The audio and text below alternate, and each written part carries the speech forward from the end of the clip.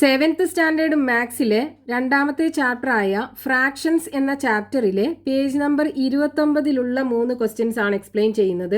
First question, there are 35 children in A class. 3/5 of them are girls. How many girls are there in the class? ഒരു ക്ലാസ്സിൽ 35 കുട്ടികളുണ്ട്.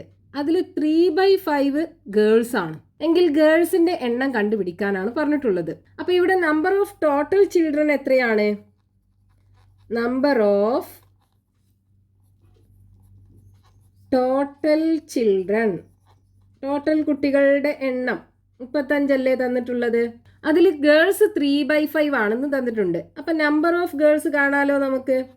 Number of girls is equal to total കുട്ടികൾ 35 ആണ്. അതിന് 3/5 കൊണ്ട് multiply ചെയ്യാം. അപ്പോൾ എങ്ങനെ കിട്ടും?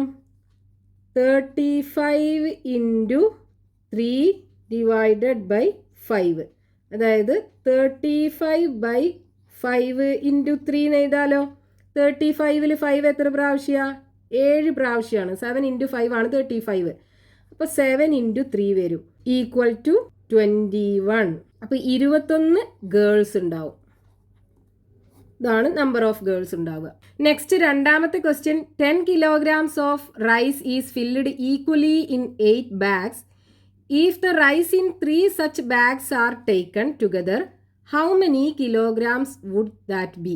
10 കിലോ റൈസ് ഉണ്ട്. ഈ 10 കിലോ റൈസ് 8 ഈക്വൽ സൈസിലുള്ള ബാഗുകളിൽ ഫില്ല് ചെയ്തു. എന്നിട്ട് അതിൽ 3 ബാഗിൽ കൊള്ളുന്ന റൈസ് എടുത്തു കഴിഞ്ഞാൽ അതിൽ എത്ര കിലോ റൈസ് ഉണ്ടാവും എന്ന് കാണണം. അതായത് ഈ 3 ബാഗിലും കൂടെ എത്ര കിലോ റൈസ് ഉണ്ടാവും, ഇതാണ് കണ്ടുപിടിക്കേണ്ടത്. അപ്പൊ ഇവിടെ ടോട്ടൽ റൈസ് എത്രയാണ്? ടോട്ടൽ എമൗണ്ട് ഓഫ് റൈസ്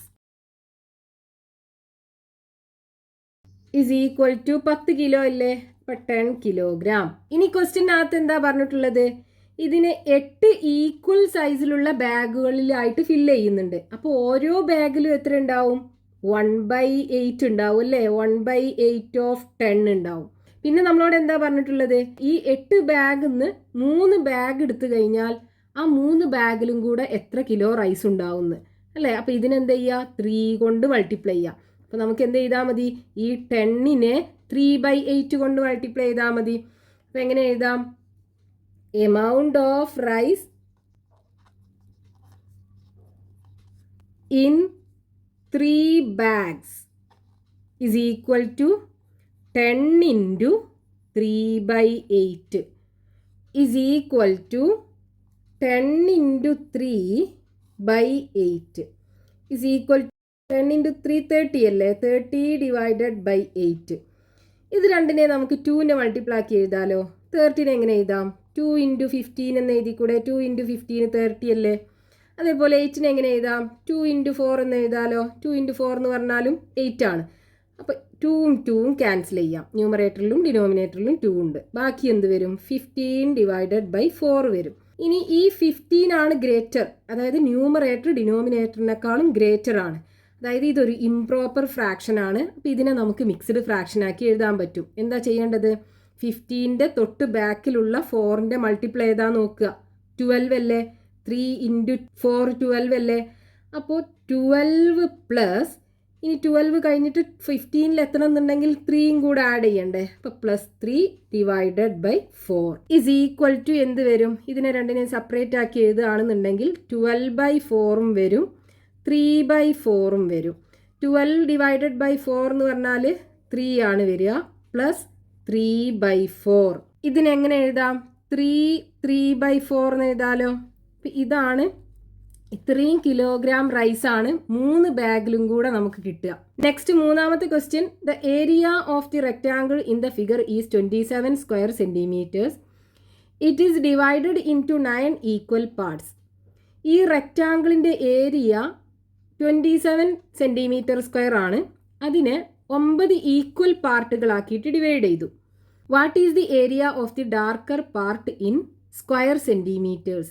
ഈ ഡാർക്കനായിട്ടുള്ള പാർട്ട് ഉണ്ടല്ലോ, അതിൻ്റെ മാത്രം ഏരിയ സെൻറ്റിമീറ്റർ സ്ക്വയറിൽ എത്ര ഉണ്ടാവും എന്നാണ് ചോദിച്ചിട്ടുള്ളത്. അപ്പോൾ നമുക്ക് ഈ മൊത്തം റെക്റ്റാങ്കിളിൻ്റെ ഏരിയ ആദ്യം തന്നിട്ടുണ്ട് അല്ലേ. Area of rectangle is equal to എത്രയാണ്? 27 സ്ക്വയർ സെൻറ്റിമീറ്റർ എന്നാണ് പറഞ്ഞത്. അതിനെ നമുക്ക് സെൻറ്റിമീറ്റർ സ്ക്വയർ എന്ന് എഴുതാം. ഇനി പറഞ്ഞിട്ടുള്ള എന്താണ്? ഈ റെക്റ്റാങ്കിളിനെ 9 ഈക്വൽ പാർട്ടുകളാക്കിയിട്ട് ഡിവൈഡ് ചെയ്തു. അപ്പോൾ ഓരോ പാർട്ടിൻ്റെയും ഏരിയ എത്ര ഉണ്ടാവും? 27 ഇൻറ്റു 1/9 അല്ലേ ഉണ്ടാവുക. ഇനി അങ്ങനെയുള്ള 5 പാർട്ടുകൾ ഉണ്ടല്ലോ. അപ്പോൾ ആ ഒരു പാർട്ടിൻ്റെ ഏരിയനെ 5 കൊണ്ട് മൾട്ടിപ്ലൈ ചെയ്താൽ പോരെ. അതായത് നമ്മൾ ഈ 27 എന്ത് ചെയ്യുക? 5/9 കൊണ്ട് മൾട്ടിപ്ലൈ ചെയ്താൽ മതി. അപ്പോൾ ഈ 5 പാർട്ടിൻ്റെയും ഏരിയ കിട്ടും. അപ്പോൾ area of darker part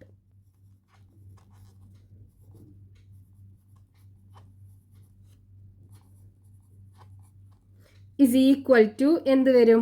total area 27 ആണ്. അതിനെ 9 ഈക്വൽ പാർട്ടാക്കി ഡിവൈഡ് ചെയ്തിട്ടുണ്ടല്ലേ. അപ്പോൾ 1/9 വരും. ഇനി അതിലുള്ള 5 പാർട്ടിൻ്റെ ഏരിയ അല്ലേ നമുക്ക് വേണ്ടത്. അപ്പോൾ 5 ഇൻറ്റു ചെയ്യുക. അപ്പോൾ 5/9 കൊണ്ട് 27നെ മൾട്ടിപ്ലൈ ചെയ്താൽ മതി. ഇനി ഇത് സോൾവ് ചെയ്ത് കഴിഞ്ഞാൽ നമുക്ക് ഈ 5 ഡാർക്കൺ പാർട്ടിൻ്റെ ഏരിയ നമുക്ക് സെൻറ്റിമീറ്റർ സ്ക്വയറിൽ കിട്ടും. അപ്പോൾ ഇതിനെ നമുക്ക് എങ്ങനെ എഴുതാം? 27 ഇൻറ്റു 5 ഡിവൈഡഡ് ബൈ 9 എന്ന് എഴുതാം. ഇതിന് 27 ഡിവൈഡഡ് ബൈ 9 ഇൻറ്റു 5 എന്ന് എഴുതാലോ. 27നെ 9 കൊണ്ട് ഡിവൈഡ് ചെയ്താൽ എത്ര കിട്ടും? 3 ഇൻറ്റു 9 അല്ലേ 27. അപ്പോൾ 3 കിട്ടും. Into 5 is equal to 15 centimetre square. അപ്പോൾ ഈ റെക്റ്റാങ്കിളിൻ്റെ ഈ 5 പാർട്ടിൻ്റെയും കൂടെ ഏരിയ എത്ര ഉണ്ടാവും? 15 സെൻറ്റിമീറ്റർ സ്ക്വയർ ഉണ്ടാവും.